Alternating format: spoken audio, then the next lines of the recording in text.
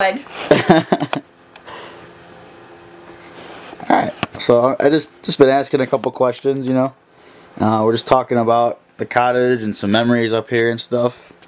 Just trying to, you know, collect them all and then do something with it later. You know, I don't know yet, but Okay.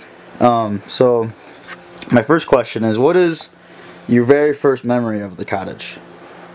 Coming with Grandma and Grandpa, and I was pregnant with Brian, and they were looking.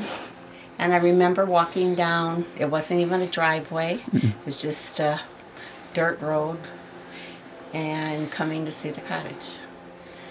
Could you describe to me what it looked like? It looked pretty bad. Very old looking inside. Cozy in its own sense.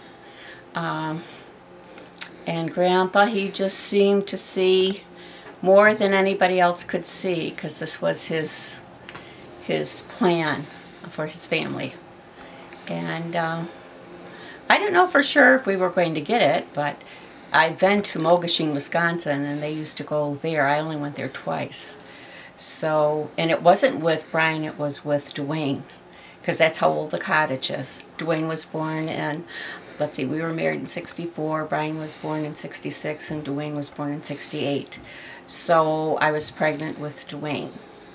And if I recall, in December, we came, and I don't know if Grandpa did the closing on the cottage then, but I didn't have Dwayne yet. But I had Dwayne in February, and he was only 2 weeks old when we came to the cottage, and Grandpa and Grandma bought the cottage. And that's my best memory. Cool. What do you think Grandma and Grandpa Conley's what do you think they saw in this place? You said it was dirty. You said it didn't look that nice, and obviously they have a lot of work put into it. Yes. What do you think you really saw at that time? I saw the family growing and happy memories, and Grandma and Grandpa pulling their family together. And I think that's what Grandma and Grandpa wanted for their years to come, was to keep the family together. And this was the perfect place because there was lots of bedrooms, and we had the lake. It was beautiful, and he knew with hard work and the kids coming up, even sometimes when they couldn't, but we always seemed to manage, and we have some wonderful, wonderful memories. I'm just gonna close the door real quick. That'll be really loud on here. Okay. But okay, that's really good. And what would you say is your favorite memory of the cottage? Like the one that just sticks out when you tell people about this place. What is the one thing that comes to mind? You're like, that time was amazing. I think our family reunion, when we all had, the families were up, and we had, each family had a special t-shirt, a certain color, and it was like our, I won't say our first family reunion, but it was the best. It was the very best. The kids were young, and it was just crowded, but it was wonderful. And Mom and Dad couldn't be happier. And you already know, there's pictures and albums, and Mom and Dad even in the front room. That was the reunion that I can remember that, oh, we did all kinds of things. And Halloween, the kids used to come up, we used to go over and get pumpkins, and we used to have baskets for Easter when we had Easter up here. I didn't share Christmas, but I always had Thanksgiving and Easter, and Mom and I always used to come up early because Raleigh was on the fire department. So Grandpa was very patient, and he'd come and get me with the kids. But the only thing I can say is we did it, and I remember Mom sitting in the corner telling me how to make the turkey stuffing, and now I make the very best, just like hers. And I love it. Awesome. And I have Dad's picture still on the refrigerator. We've been out in Grand Park for 12 years. And I've got this one picture that I took over by Michael's. I don't know if it was a graduation party or something. And Raleigh is a spitting image of Grandpa. I have a small picture of Raleigh and Grandpa. And you just, I tell you. And Grandpa's there. He inspires me every morning. I'm there in the kitchen, and he just seems to be watching over our whole family. And I won't ever take his picture down. How does he inspire you? Just because of the fact of what he has done with his life, his family, his grandchildren, what he actually accomplished in his life, and the legacy that he left for his children and grandchildren and great-grandchildren. Cool. You said that picture is on your fridge at home? Yep. Cool. Yep. It was like we had a Christmas get together, and I was the one that was in charge of making some little thing, and I made it out of a mason jar, and we took pictures, and I put Grandpa in there, and it's on the refrigerator. And if you would come over to our home now, it's still there and it's going to stay there. And I talk to Grandpa every day. And when I'm at Raleigh, I always say, Raleigh, you are a Galen. But I loved Grandpa. I admired him too. Do you feel like when you come up here that you because there had so many great moments up here, you know? So many, because actually Raleigh being the youngest of all their children, I used to come up with Mom and Dad because our children were the youngest. So my kids weren't in school. And so I would come up all the time. And Mom and I had a wonderful relationship, and Grandpa too.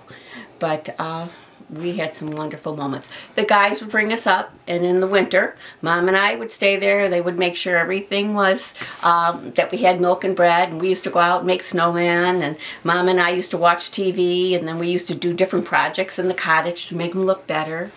And she and I got along wonderful. She was a real mom to me.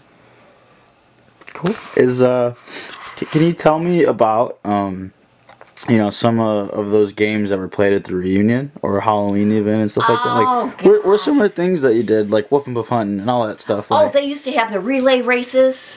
Oh, from our pier to Bacon's Pier, and the teenagers, God, they had to eat crackers and they had to swim laps and they had teams, and oh, we just laughed so hearty. It was wonderful, and we just partied, and then there was Judy and Steve, and we had campers and things like that, and they filled up the camper with all kinds of balloons. You couldn't even get into it. That was even at the one reunion. And then the kids made, I don't know who did this, but they took them into the kitchen, the little kids, and they each made a birthday cake for Grandma. Their own very special little cake. Decorated. They had all kinds of sprinkly things and different kinds of frosting, and Mom was so impressed. And the kids were so excited. If you would see the pictures, which you might see them in the album, each and every one put their love and their care into it, and oh, it was the greatest. Just the greatest. There's not words to express the little expressions on their faces. Okay, I was lucky enough, you know, to get to know Grandpa Conley, and more Grandpa Conley, because, you know, he lived longer and stuff like that, and I feel like I learned a lot from them, and I got to experience what great people they were, and what the family values were and everything. But like my thing is like how do we keep this going to, you know, even like BJ and everyone younger and like all the new babies coming up. How do we let them know, and how would you describe, you know, what this place is and who Grandma and Grandpa Conley were, and like what would you tell them, you know, like if you're talking to them right now, you know, because they're babies now or whatever. Babies right now. I mean, just like in the future, you know, what would you tell them? Why does this place matter? You know, like, and what were they all about? You know, what was Grandma and Grandpa all about? They were about family values, their love for each other, their future growing older together, and what kind of a legacy would they like to live and have their children and grandchildren remember them by. And they had more love in their heart and soul, and they were always there for us through the good and the bad. Do you think that by coming up here that, you know, not only will they get to hear the stories and the stories will live on, you know, by coming up here, but do you think that there's a sense of, you know, that because this place has so much history that their presence is kind of here? Do you believe in that? Like, and do you think, you know, that when you come up here, it's almost like visiting them in a way because you're visiting all the memories and stuff like that? Or what do you think? When I come up to Michigan, well, Grandma and Grandpa are always in my heart, so I don't miss them because they are in my heart. And I have probably more memories probably than anybody because I was up here the most, I think, with Grandma and Grandpa, only because I was the youngest. My children were in school, and the other ones came and they worked just as hard, but their families were larger, and their kids were in school, so they didn't have the opportunity that I had. And Raleigh always felt very good about leaving me with Mom because he just did. And Mom and I, we used to play Kaluki, and we used to do all kinds of things, and she used to watch her things on TV, and then we used to watch a really good movie at night, get the kids down to bed. But I was never afraid. We were always very good, and I'm blessed to have Mom as my, I always take her as my mother, not my grandma. Not my kid's grandma, not a mother-in-law, but as a mom, because she definitely was there for me all the time. Really, she was too. I loved her dearly.